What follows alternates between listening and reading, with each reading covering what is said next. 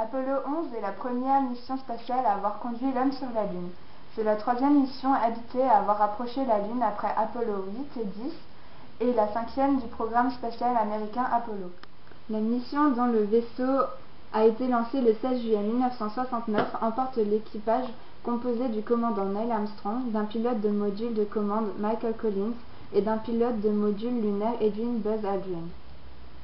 Le 20 juillet 1969, Armstrong et Aldrin sont les premiers hommes à marcher sur la Lune.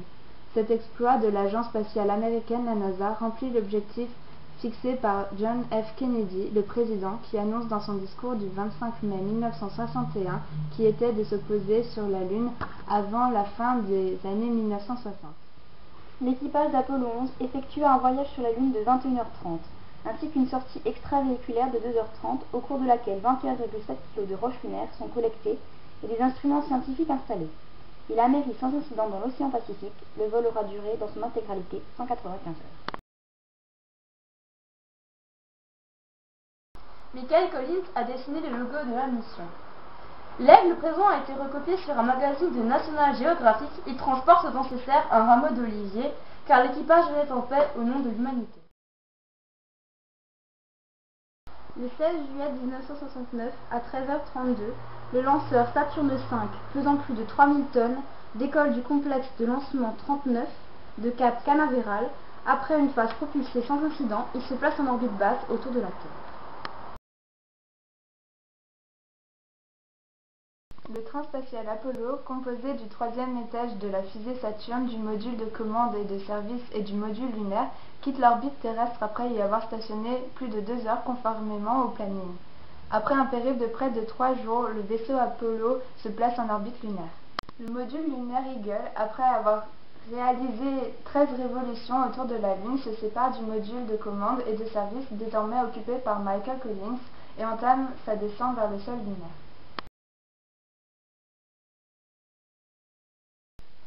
Ce module lunaire se pose dans la mer de la Tranquillité après une approche en pilotage manuel prolongé. Ceci, prévu pour se poser et dépasser de 7 km à la suite de problèmes rencontrés durant la descente. Neil Armstrong fut gêné par des alarmes de l'ordinateur de bord qui gère le pilote automatique et assure la navigation.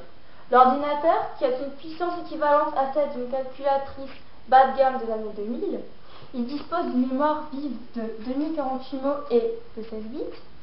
L'ordinateur est saturé par des signaux en provenance de radars, de rendez-vous, et ces signaux sont les conséquences d'une erreur de conception. Accaparé par les alarmes, Neil Armstrong laisse passer le temps où, selon la procédure, il aurait dû exercer une dernière manœuvre de correction de la trajectoire. Le LEM s'approchant d'un site encombré de rochers, Armstrong doit prendre le contrôle manuel du module lunaire et survoler à l'horizontale le terrain afin de trouver un site adapté à l'alunissage. Cette manœuvre entame dangereusement la faible réserve de carburant prévue. Il ne reste plus que 15 grammes du propergol réservé à l'alunissage lorsque l'appareil peut enfin se poser à 4000 du vue prévu à l'origine. S'ensuit alors une longue séquence avant la sortie des astronautes. Une liste de vérifications qui pose des combinaisons spatiales et des vérifications, des dépressurisations du module lunaire.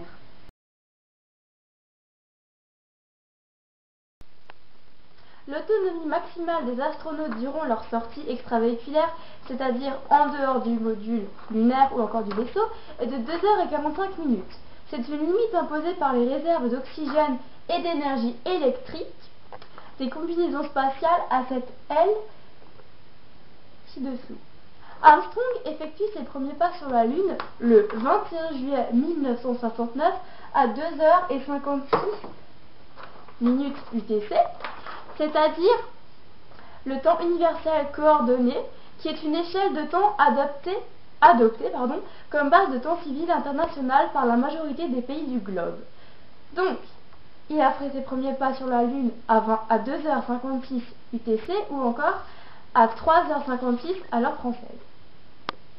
Celui-ci, en posant le pied sur le sol lunaire, lance son message resté célèbre: c'est un petit pas pour l'homme, mais un bond de géant pour l'humanité.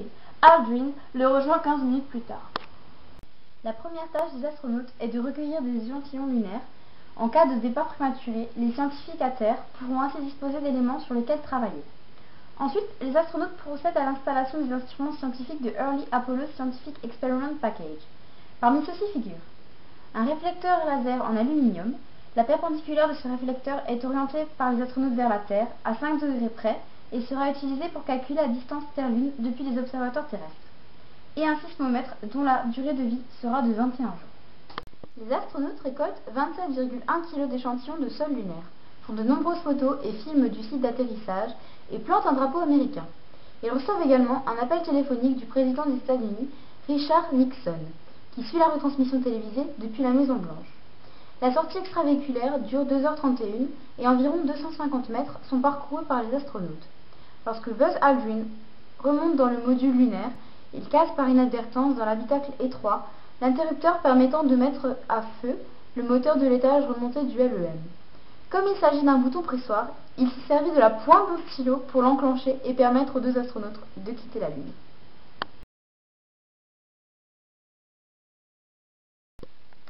Le décollage depuis la Lune a lieu 124h22 après le début de la mission. Le drapeau américain, planté trop près du module lunaire, est couché par le souffle du décollage. Les astronautes sont restés 21h36 sur la Lune. Le LEM, ou module lunaire de commande et de service, est resté en orbite lunaire avec Collins à bord.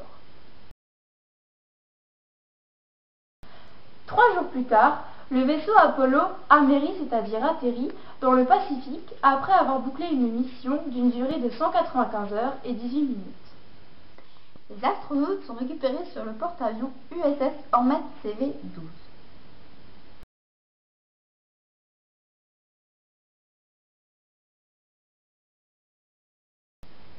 Ils sont mis en quarantaine pendant 21 jours, une pratique qui perdurera pendant les 3 missions Apollo suivantes, avant que la Lune ne soit déclarée stérile et sans danger de contamination.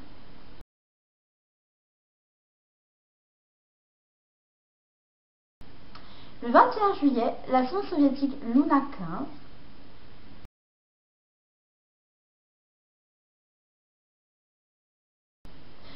15, qui devait aussi ramener les échantillons de Lune, s'écrase sur le sol lunaire de la dite planète après 52 révolutions autour de l'astre, témoignant de l'avance prise par les Américains dans la course de l'espace.